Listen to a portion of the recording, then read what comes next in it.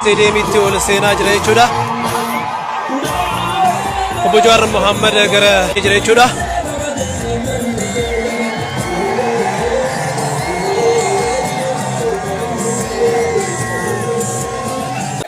Booda irra kan walitti deemnu ta'a. Ammaaf nagahaan nuuf turaa isiniif jenna. Namoonni obbo Jawaar Mohaammed arguu barbaadan kunoo Senator John Hoffman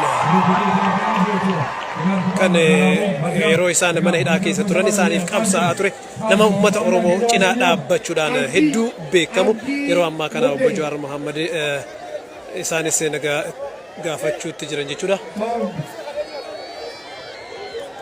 Tiger warquu akkuma isiniin jenne dargaggoo yeroo ammaa kana bulchiinsa magaalaa Minneapolis keessatti bulchaa ta'uudhaaf dorgomaa jiru jechuudha.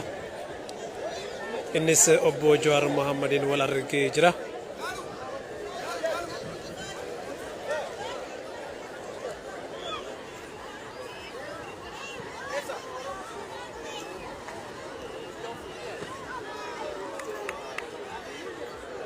Egaa gaafa saba isaa sabaaf dalagan yookiin aarsaa of godhan hawaasa tajaajiluun hawaasni lubbuu akka itti namaaf kennu diinaa fi alagaanis akka jaalala namaaf qabu waan itti argaa jirru ragaa itti taane jechuudha.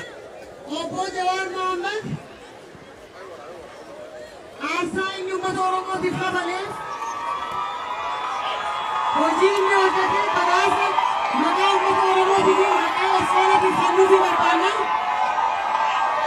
Tajaajila harkina Jawaar Mohaammed akka jiraata.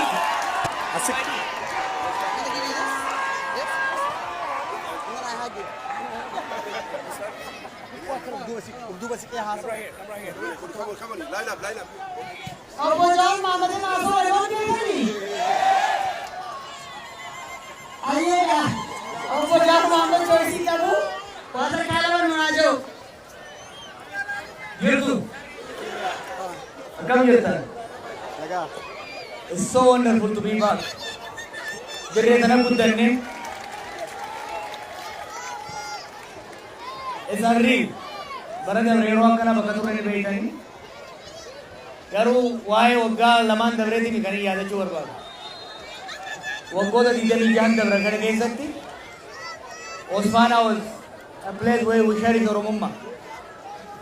Osfaanaan bakka jaalalaati, bakka tokkummaati, bakka waggaa waggaadhaan dhufnee Oromummaa ta'e itti calaqqisiifnu, bakka jaalala Oromummaa itti dagaagsiifnu, bakka waadaa Oromoof Oromiyaadhaaf qabnu itti haaromsinu, bakka nu hundi itti guddannee qabsoo keessatti sirkee itti buqqaafannee arrammoo harri itti baafanne waan ta'eef hoggaan deebi'ee akkanatti lakkoofsi keessaniis jaalalli ta'isaniis bareedinni keessaniis dachaan dabalee arguu biyyatti hedduun gammadaa galatoomaa ulfaadhaan isiniin jaa.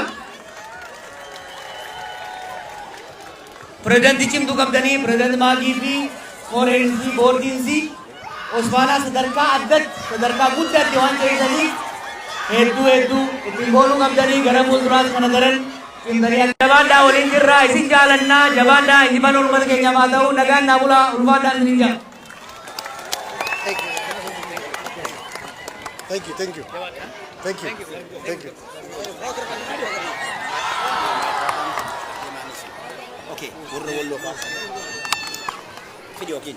Ayyee galatoomaa namni hundi galatoomaa baansiin warra walloo ittiin gargaaramu as keessa deemaaraa namni hundinuu walloo anis walloo atis walloo isin hundinuu walloo waan taataniif please baaksiisan keessa waa nu buusaa ulfaadhaa.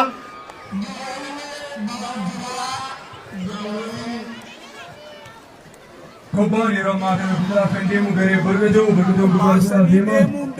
Bargatoo gubbaa foonii